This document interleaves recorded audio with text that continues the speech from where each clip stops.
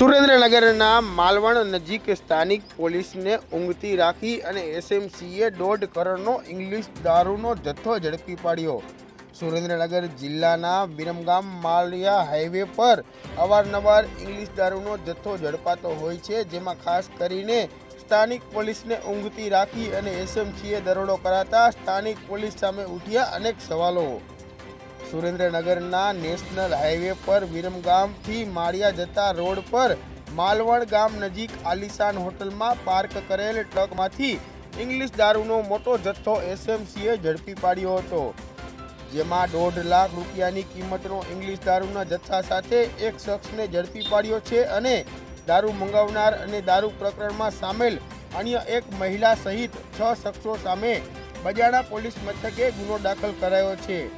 Gandhinagar state monitoring cell દ્વારા બજાણા police મથકના 800 metre દૂર જ આવેલા આલિશાન હોટલના પાર્કિંગમાંથી ઇંગ્લિશ દારૂ ભરેલ ટ્રક ઝડપી પાડતા સ્થાનિક પોલીસ સામે સવાલો।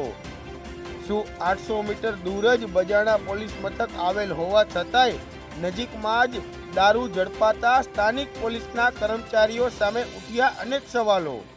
બજાણા પોલીસ સ્ટેશનના 800 મીટર દૂર આવેલ આલિશાન હોટલના પાર્કિંગમાંથી ઇંગ્લિશ દારૂ ઝડપાતા સ્થાનિક પોલીસ કર્મચારીઓ સામે કેવા પ્રકારના પગલાં લેવામાં આવે છે તે હવે જોવાનું રહ્યું।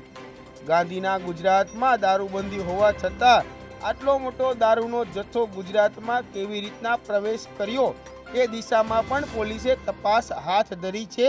સાથે જ એસએમસી દ્વારા કરોડો રૂપિયાનો ઇંગ્લિશ દારૂ ઝડપી પાડતા બજાણા સ્થાનિક પોલીસ સામે ઉઠ્યા અનેક સવાલો। સ્થાનિક પોલીસ સામે કેવા પ્રકારના પગલાં લેવામાં આવે છે તે હવે આવનારો સમય જ બતાવશે।